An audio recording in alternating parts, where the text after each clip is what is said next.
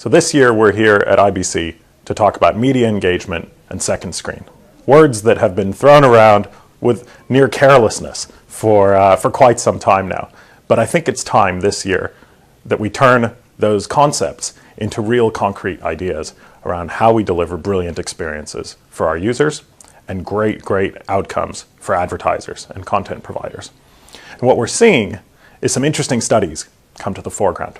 We've learned that over 80% of the time, people have some form of a second screen in their hands while they're watching TV.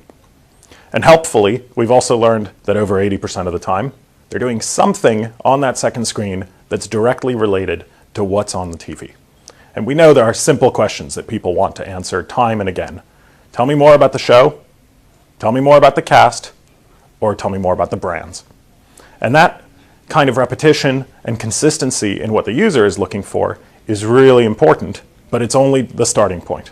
What we want to do this year at IBC, in particular on the panels that we'll have around second screen and media engagement, is start unpicking how we take that hint from our users and put it together with great experiences that work not only for the user, but for the advertisers and the content providers. And that's what we'll debate this year.